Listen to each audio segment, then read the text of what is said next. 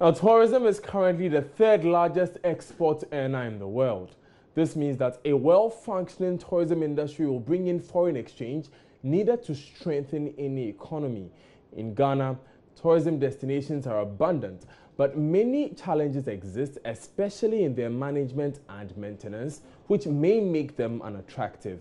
An example is the state of roads, which lead to some of these destinations, which Joy News recently covered in our Hotline documentary, Bumpy Kakum.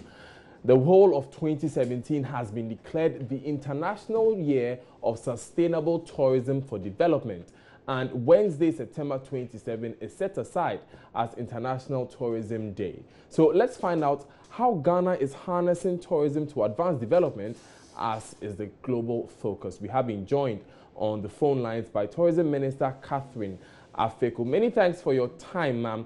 What would you say is the current status of the tourism industry in Ghana? Thank you, first and foremost, for having us on your program, and good morning to your listeners. As you've aptly described already, the United Nations World Tourism Organization has dedicated this year's Tourism Day celebration to propagate tourism as a tool for development.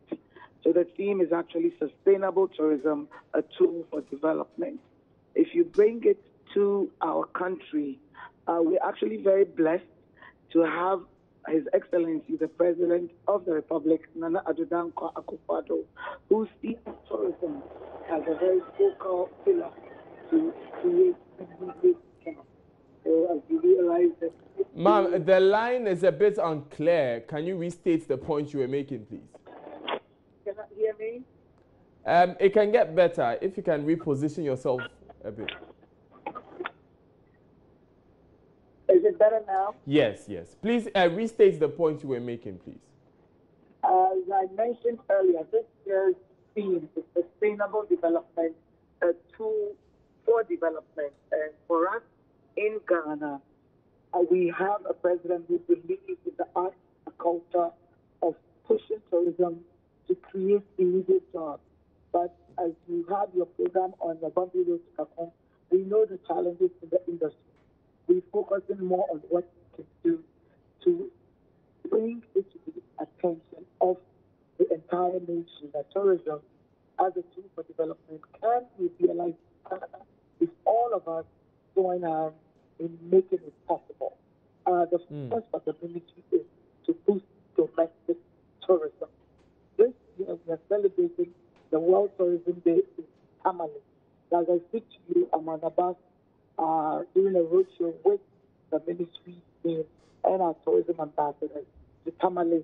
So we will make sure that the northern part of Ghana, with all its tourism treasures, is shared with the country and international media. The second is also in our budget this year to focus on destinations and the roads lead to the tourist site. Most often it's about a kilometer, 2 kilometers or less. And if we push these impediments up, we can enhance our tourism revenue. But the third and focal point for me is the art. We need to encourage our people to patronize the art of our nation. We overemphasize tourism as a site, but we have art and culture, one booming industry that is under recognized or given the needed attention by previous governments or governments in the past. And we are trying to make art as a revenue generator, a GDP contributor, and a job creation. Right. Ma'am, so would you say that our current tourism industry has gotten to the point where it's being used or it's being harnessed as a tool for sustainable development? Would you say it's serving that role? I would believe that we have made a lot of strides. If you look at the World Tourism Council, the figures that came out this year, only 2 African countries were highlighted, Ghana and Ethiopia, as emerging markets that were doing very well, as opposed to the usual staples of Kenya, South Africa, and Rwanda. This year, 2017, it was Ghana and Ethiopia that had the focus at UNWTO, which is China. And the efforts are that the good governance, the stability, and the security of the two nations are enhancing tourism development. But Ghana, mostly because of our culture, we have 10 different regions, 10 different ethnic groups, and 10 different offerings of tourism. We have the beaches, and we also have the forest and the fauna. And what stood out was our stability, our governance credentials. So what we need to do as a ministry is to bring the developmental challenges, which is the road, which is the destination, affordable hotel, and also be an advocate for the industry, speaking to the energy sector to give them the needed bringing down utility prices so the tourism sector will get a boost. But most importantly, to find a way to bring back the airline 1817 back to Parliament, the incentives to be given to the people in the hospitality industry as and when they come to invest. So there's a lot of collaboration between us and GIPC, between us and both sector.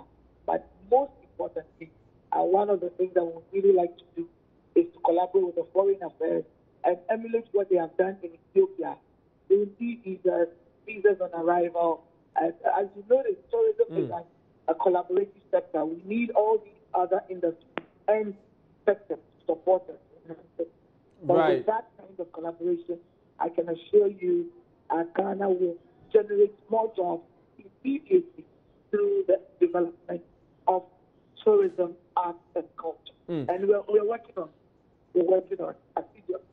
Well, ma'am, that takes me to what I wanted to ask next, which is what your plan is for developing the tourism industry more. But it is very interesting what you mentioned about involving, foreign partners in investing in some of these tourism destinations particularly. What we find in most local communities is that these tourism destinations are owned by the communities, and so managing them has to be a collaborative effort between government and these communities.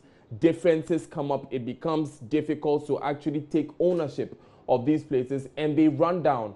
Have you recognized this challenge, and do you have any solutions for that? Yes, and immediately I'm happy you brought it up. We as a team, we have done a legislative instrument proposal.